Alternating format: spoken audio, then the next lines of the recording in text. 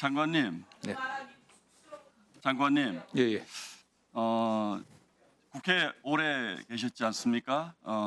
저도 뭐 같은 상임위에서 잠시 우리 장관님 그 의정 활동을 보시는 걸 보면서 나도 나중에 국회의원 생활을 저렇게 해야 되겠다라는 뭐 아주 그 모범적인 의정 활동을 하셨다라고 저는 생각을 하고 지금 그 국무위원이 되셔가지고 국회 상임위장을 보신 건 오늘이 처음이시잖아요.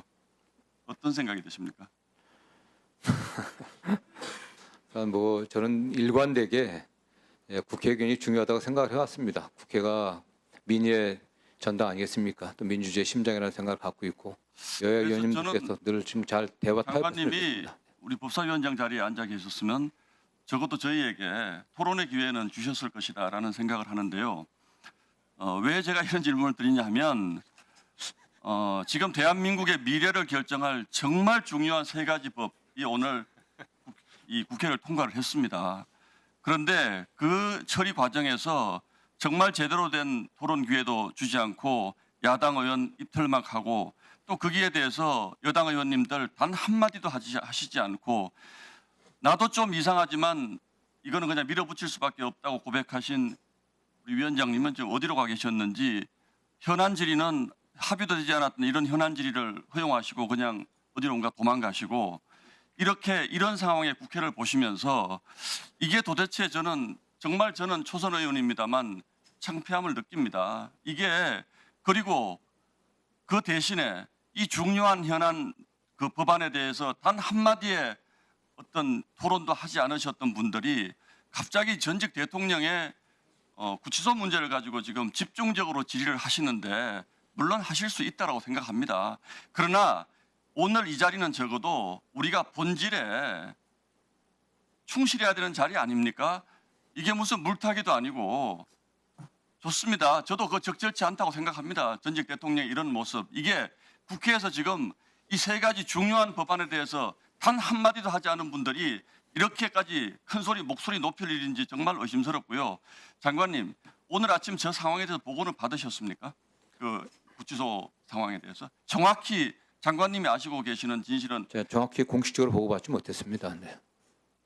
아니 전직 대통령의 이게 지금 이렇게 집중적으로 질의가 나오시고 또 언론에 도배가 돼 있는데 그 정도는 보고를 받으셨어야 되는 거 아닌가요? 네, 어쨌든 그 전직 대통령 그 인치하는 그 상황을 그 구체적인 상황을 솔직히 말씀드리는 게 제가 좀 부적절하다는 생각을 좀 갖고 있었습니다. 이제 오션까지. 어쨌든 자, 이게 그래서 네. 알겠습니다. 질문을 좀 드리겠습니다. 저도 정확한 사정을 좀 알고 싶어서요.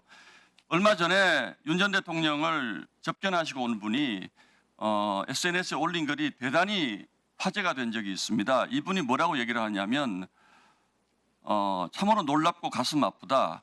구금된 독방은 불과 1.7 혹은 1.8평밖에 되지 않는 협소한 곳이다. 그렇습니까? 사실 확인을 좀 먼저 부탁을 드리는 겁니다. 그렇지 않습니다. 네. 그렇지 않습니까? 그럼 이분이 접견을 하고 와서 거짓말을 하고 계신다고 생각하시는 겁니까? 오히려 그 외부에서는 약간의 특혜가 있었다고 할 정도로 전직 대통령과 비슷한 규모로 좀 그럼 일반 1.7 독거인들하고는 혹은 다릅니다. 1.8평이라는 것은 사실이 아니라고 이거보다 좀 더 넓습니다. 알고 계시고요. 네. 책상이나 걸상은커녕 방 안에 골판지로 만든 허술한 받침대 하나만 놓여 있다. 이것도 사실이 아닙니까? 그건 위험성 때문에 나무로 된 그 책상은 줄 수가 없고요. 그래서 골판지로 안전하게 만든 통상적으로 골판지 그렇게 책상이 둔 걸로 알고 맞습니까? 있습니다. 네, 통상적으로. 네네. 자, 그리고 성경책을 놓아서 읽는 외에는 어떤 지적 활동도 할 수 없는 처지다라고 한다. 이거는 어떻게 그것도 판단하십니까? 사실과 다른 것 같습니다. 네. 사실과 다릅니까? 최소한의 운동도 할 수 없어 소화에 문제가 생겨 애를 먹는다. 이 표현도 씁니다. 그것도 전혀 사실과 다른 것 같습니다. 네. 자, 혼자서 그런데 그러면 지금 이 글을 쓰신 분이 의도적으로 어떤 이유를 가지고 거짓 글을 쓰셨다고 판단하시는 겁니다. 모르겠습니다. 그 의도는 그분이 모르겠어요. 왜냐하면 네. 우리 법무장관님도 잘 아시는 분이실 것이기 때문에 네. 아마 대답에 대해서 아마 반박을 하실 것 같아요. 그래서 여쭤보는 겁니다. 그 기사는 저도 읽어봤습니다. 그러나 예. 오히려 또 외부에서 보면 특혜가 있다고 그 오해받을 정도의 얘기들이 나오고 있는 거 아니겠습니까? 그래서 저는 뭐 그런 면에서는 최소한 전직 대통령이기 때문에 그 정도 예우는 가능하다고 생각하고 그런 정도 수준을 좀 하고 있는 것으로 알고 있습니다. 예, 마지막으로 여쭙겠습니다. 지금 우리 대한민국 그 구치소 행정에 저기가 윤석열 전 대통령에게 대단한 특혜를 베푸는 만큼 접견을 불법친지라는 표현을 쓰셨던데 불법친지로 활용하는 만큼 그렇게 관대합니다. 뭐 그 서울구치소 입장에서 나름 규정을 지켰다고 얘기를 하지만 어쨌든 제가 그 최근에 확인한 바로는 좀 과도한 점들이 있지 않았나는 생각을 좀 갖고 있습니다. 그래서 그런 것들이 서울구치소장이 갖고 있는 재량의 범위를 어느 정도 넘어선 게 아닌가. 그래서 그런 부분들을 좀 면밀히 살펴볼 계획입니다. 네. 뭐 저희들이 확인을 좀 해봐야 될 것 같습니다. 그 부분은. 네, 장관님. 예. 아까 말씀드렸던 혹시 수용자 수의 착용 여부가 확인되셨는지 궁금하고요. 또 하나 더해서 조금 전에 서영교 의원님이 질의하셨을 때 얘기 나왔던 것 같긴 한데 체포 불응한 뒤에 변호인 접견했다라고 하고 있습니다. 이 변호인 접견할 때에는 옷을 입고 나갔는지 옷을 입었다면 스스로 입었는지도 체크해서 알려주시기 바랍니다. 예, 지금 제가 좀 보고받은 내용 좀 말씀드리겠습니다. 네. 혹서기에는 아침 기상 시간인 6시 20분부터 취침인 9시 저녁 9시 전까지 반팔 티와 반바지를 착용하는 것이 서울구치소 내부 규정이라고 합니다. 장시간 규정대로 옷을 입고 있지 않으면 입을 것을 명하고 불이행 시 벌점을 부과한다고 합니다. 벌점이 쌓이면 이제 징계 등의 불이익이 있다고 합니다.